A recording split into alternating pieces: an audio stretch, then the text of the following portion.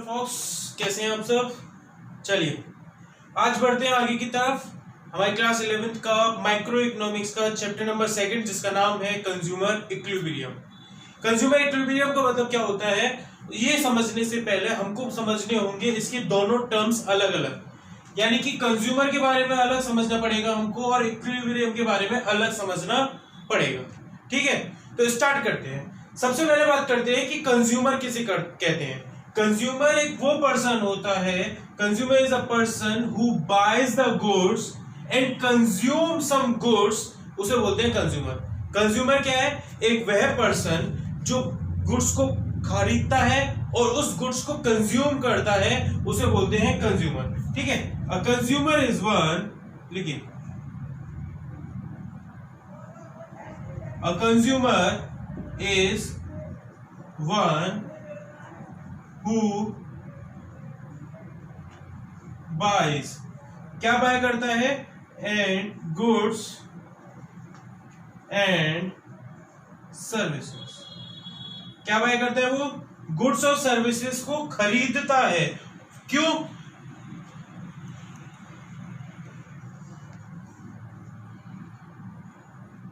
And consume them, और उनको क्यों कंज्यूम करता है, फॉर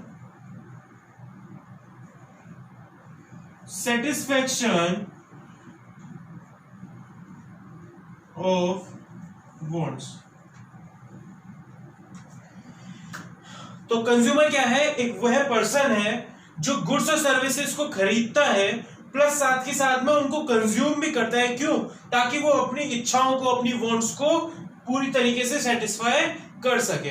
आगे बात समझ में नहीं आ गई, नहीं है, ओके। अब बात करते हैं कि इक्विलिब्रियम किसे कहते हैं। तो इक्विलिब्रियम क्या होता है, ये एक लेवल होता है।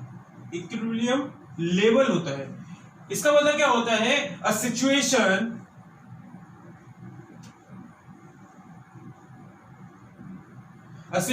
ऑफ रेस्ट और with no change। ये वो सिचुएशन होती है जब रेस्ट पे होते हैं आप, या फिर उसमें किसी भी चीज में आप कोई लेवल पे किसी चीज पे काम कर रहे हैं और उस पे से आपको बिल्कुल भी चेंज नहीं होना। आप किसी चीज पे काम करते करते बिल्कुल चेंज कब नहीं होना चाहते हैं, जब आप उससे पूरी तरीके से सेटिस्फाई हो जाते हैं। सपोज करते हैं आप एक काम कर रहे हैं, आपने जॉब करी, आपको मिल रहे हैं 2 लाख रुपीज पर मंथ। ठीक है, आप इतनी 2 लाख रुपीज पर मंथ से सेटिस्फाइड है, तो यानी कि आपका इक्विलिब्रियम लेवल पूरी कंप्लीट है। आप नहीं चाहते कि मैं इसमें कुछ भी चेंज करूं। ठीक है, आगे बात समझ में। लेकिन एक वांट होती है, एक इच्छा होती है कि काश अगर 2 लाख से ज्यादा मिल रहे होते तो और अच्छा होता।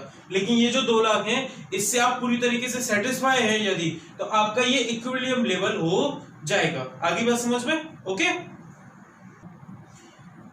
बात आगे बढ़ते हैं। अब हमने समझ लिया कि कंज्यूमर किसे कहते हैं और इक्विलिब्रियम लेवल क्या होता है। ठीक है, अब कैसे हमें पता लगेगा कि कंज्यूमर जो है वो इक्विलिब्रियम लेवल पे है या नहीं है। तो इसके लिए क्या होता है, एक टर्म होता है जिसे बोलते हैं यूटिलिटी। क्या बोलते हैं, यूटिलिटी। अब देखो ये शब्द जो है यूटिलिटी, इसको डिक्शनरी में देखोगे तो इसका मतलब अलग है, लेकिन इकोनॉमिक्स के पॉइंट ऑफ व्यू से देखोगे तो इसका मतलब अलग है। यूटिलिटी का डिक्शनरी के मतलब से हमें कोई लेना देना नहीं है। हम बात करते हैं कि इकोनॉमिक्स के लेवल से इसको क्या कहते हैं। तो इकोनॉमिक्स के लेवल पे यूटिलिटी का मतलब क्या होता है कि ये एक वांट सेटिस्फाइंग पावर होती है। वांट सेटिस्फाइंग पावर होती है ये किसकी, कमोडिटी की, ऑफ कमोडिटी। यानी कि utility refers to the want satisfying power of the commodity. किसी भी कमोडिटी की इच्छा को सेटिस्फाई करने की जो ताकत होती है वो उसको क्या कहते हैं, यूटिलिटी। आगे बात समझ में नहीं आ गई। अब ये जो यूटिलिटी होती है ये कार्डिनली होती है, कार्डिनल होती है। आगे बात समझ में, यानी कि कंज्यूमर इक्विलिब्रियम को आप 2 तरीके से निकाल सकते हैं, एक तो कार्डिनल अप्रोच के थ्रू और एक ऑर्डिनल अप्रोच के थ्रू। आगे बात समझ में, कार्डिनल अप्रोच कौन सा अप्रोच होता है? जिसमें हम न्यूमेरिकली यानी कि हमें वैल्यू पता होती है, एग्जैक्ट वैल्यू हमें यहाँ पे मालूम होती है। और ऑर्डिनल मतलब यहाँ पे एज्यूम्ड वैल्यू होती है। आगे बात समझ में? तो कंज्यूमर इक्विलिब्रियम दो तरीके से होता है, एक कार्डिनल अप्रोच और एक ऑर्डिनल अप्रोच। कार्डिनल अप्रोच में हमारे वैल्यू एग्जैक्ट होती है और ऑर्डिनल अप्रोच में हमारी वैल्यू एज्यूम्ड होती है। कार्डिनल अप्रोच में हमारा पॉइंट आता है यूटिलिटी का। यूटिलिटी कैसे कहते हैं? ये एक वर्ड सेटिस्फाइंग पावर होती है कमोडिटी की। आगे बात समझ में नहीं आ गई? ओके चलिए, हाँ जी। अब बात करते हैं कि यूटिलिटी कितने तरह की होती है। यूटिलिटी दो तरीके की होती है, एक टोटल यूटिलिटी होती है और एक मार्जिनल यूटिलिटी होती है। टोटल यूटिलिटी क्या होती है कि ये वो यूटिलिटी होती है जिसमें टोटल सेटिस्फेक्शन ऑब्टेन्ड होता है, पूरा का पूरा सेटिस्फेक्शन ऑब्टेन्ड होगा। किससे? जब आप सारे की सारी पॉसिबल यूनिट्स को, कमोडिटी की जितनी भी पॉसिबल यूनिट्स हैं उन सबको कंज्यूम्ड कर लेते हो, उससे जो आपका सेटिस्फेक्शन ऑब्टेन्ड होता है उसे बोलते हैं टोटल यूटिलिटी। आगे बात समझ में नहीं आई? टोटल यूटिलिटी कैसे निकलेगा? Total utility of n terms is equals to utility of first term plus utility of second term plus dot dot dot plus utility of nth term. आगे बात समझ में नहीं आ गई? नहीं आई? ओके, मार्जिनल यूटिलिटी निकालते हैं। मार्जिनल यूटिलिटी का मतलब क्या होता है कि एक एडिशनल यूनिट जो कि यूटिलिटी जो कि हमें ड्राइव्ड होती है किसी एक ज्यादा गिवन कमोडिटी की किसी एक ज्यादा यूनिट को कंज्यूम करने से। सपोज करते हैं आपकी गिवन यूनिट थी 20, ठीक है, आपने एक और ज्यादा यूनिट कंज्यूम कर ली, तो उससे आपकी कितनी यूटिलिटी में जो चेंज आएगा, जो यूटिलिटी आपकी ड्राइव्ड होगी एक और ज्यादा कमोडिटी की एक और ज्यादा यूनिट को कंज्यूम करने से, उसे बोलते हैं मार्जिनल यूटिलिटी। आगे बात समझ में नहीं आ गई? क्लास आ गई? चलिए देखते हैं, ठीक है। ओके, मार्जिनल यूटिलिटी क्या होता है? मार्जिनल यूटिलिटी का फॉर्मूला होता है mu of n। Marginal utility of nth term is equals to total utility of nth term minus total utility of n minus 1 term. आगे बात समझ में? इसका एक और फॉर्मूला होता है marginal utility is equals to change in total utility divided by change in quantity। आगे बात समझ में? अब इसका एक एग्जांपल लेते हैं, इसका ग्राफ भी समझते हैं और उसका शेड्यूल के हिसाब से मैं आपको निकालने में बताता हूं कि किस तरीके से होता है। ओके क्लास, चलिए देखते हैं। हाँ जी क्लास, देखिए मैंने एक शेड्यूल लिया है। इस शेड्यूल में क्या है कि हमारा पहला पॉइंट है आइसक्रीम जितनी कंज्यूम्ड हुई है, उसके पॉइंट्स लेके 1 2 3 4 5 6 आइसक्रीम कंज्यूम्ड हुई है, ठीक है। पहली आइसक्रीम से आपको टोटल सेटिस्फेक्शन कितना मिल रहा है? 20 का, ठीक है। दूसरी आइसक्रीम जब आप कंज्यूम करोगे तो आपका टोटल सेटिस्फेक्शन 36 का। तीसरी आइसक्रीम जब आपने कंज्यूम करी तो 46 का सेटिस्फेक्शन मिला। फोर्थ आइसक्रीम में 50 का सेटिस्फेक्शन मिला। फिफ्थ लेवल पे आपकी फिफ्थ आइसक्रीम पे आपने फिर 50 का सेटिस्फेक्शन लेवल मिला आपको। और जब आपने सिक्स्थ आइसक्रीम कंज्यूम करी तो आपका सेटिस्फेक्शन लेवल कम हो गया, 44 रह गया, ठीक है। अब देखो मार्जिनल यूटिलिटी कैसे निकालेंगे। फर्स्ट लेवल पे आपका मार्जिनल यूटिलिटी हमेशा बराबर रहेगा, इक्वल रहेगा। आगे बात समझ में? सेकंड लेवल का देखते हैं। हमने बात करी थी कि mu is equals to tu of mu of n is equals to tu of n minus tu of n minus 1, यानी कि टोटल यूटिलिटी। दूसरे लेवल की मार्जिनल यूटिलिटी निकाल लें, ठीक है।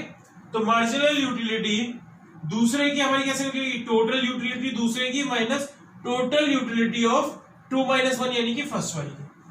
तो टोटल यूटिलिटी सेकंड कितने की है? 36, तो माइनस टोटल यूटिलिटी फर्स्ट की 20, तो 36 माइनस 20 60। सेकंड की मार्जिनल यूटिलिटी आई।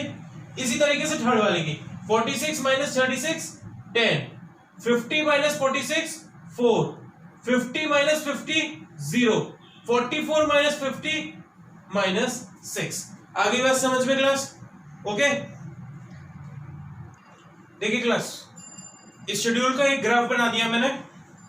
इस शेड्यूल को मैंने इस ग्राफ में प्लॉट कर दिया। ऊपर टोटल यूटिलिटी का ग्राफ बना लिया, नीचे मार्जिनल यूटिलिटी का ग्राफ बना दिया। दोनों में एक कॉम्बिनेशन है, वो चीज समझते हैं कि जब तक मार्जिनल यूटिलिटी, पहला कॉम्बिनेशन, जब तक मार्जिनल यूटिलिटी पॉजिटिव रहेगा, जब तक मार्जिनल यूटिलिटी का कर्व पॉजिटिव रहेगा टोटल यूटिलिटी इंक्रीज करता रहेगा, टोटल यूटिलिटी बढ़ती रहेगी जब तक मार्जिनल यूटिलिटी पॉजिटिव रहेगी।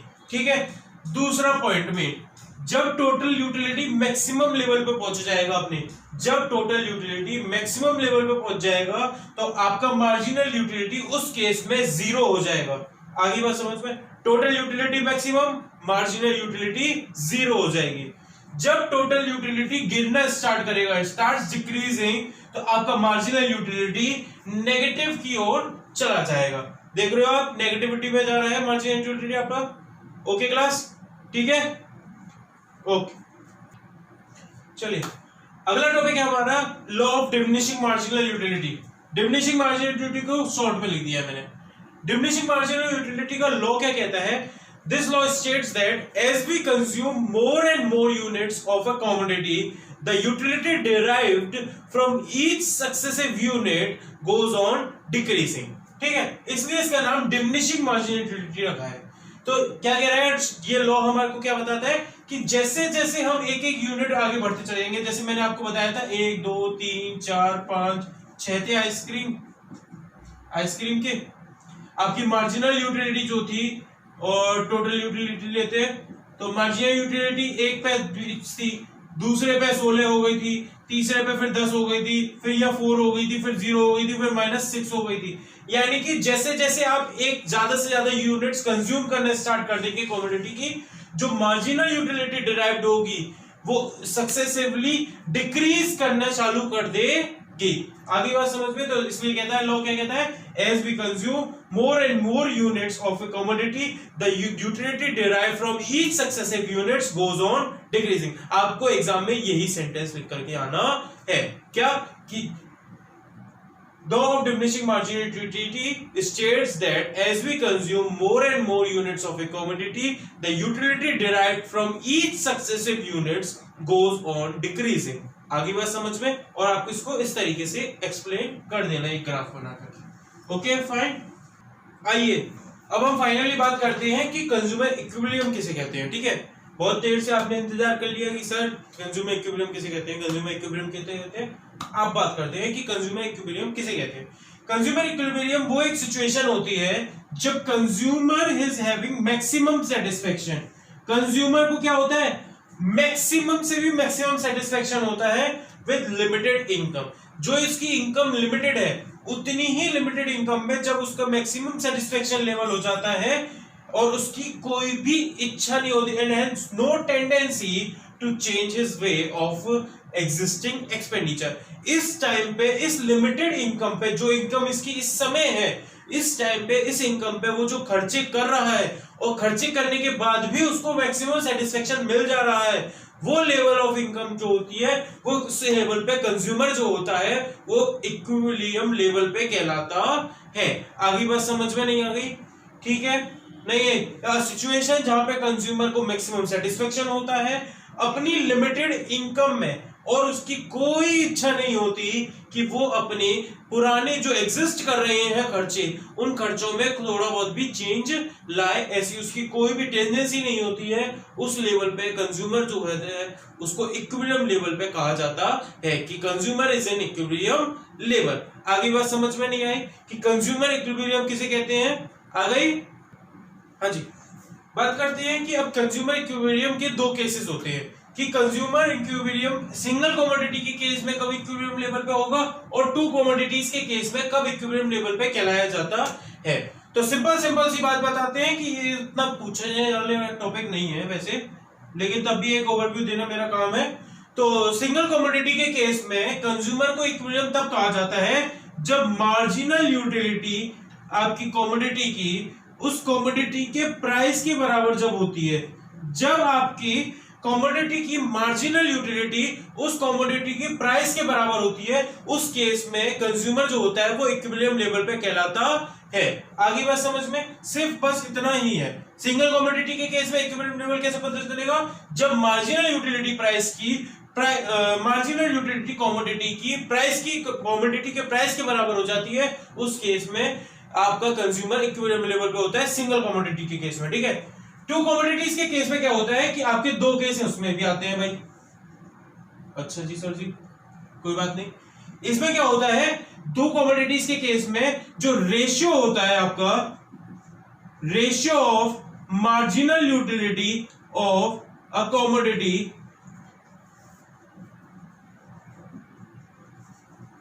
To its price is equal to the ratio of marginal utility to its price of another commodity.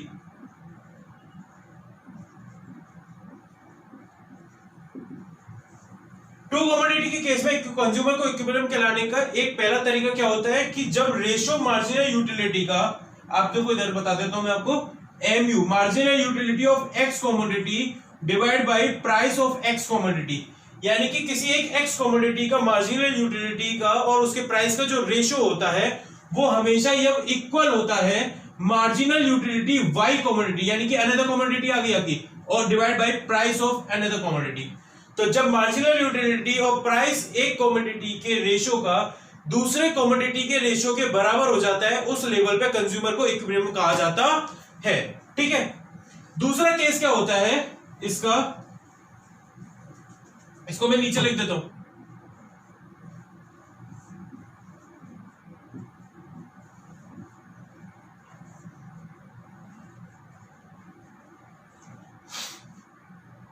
दूसरा केस देखना कि आपका जो यूटिलिटी लेवल होता है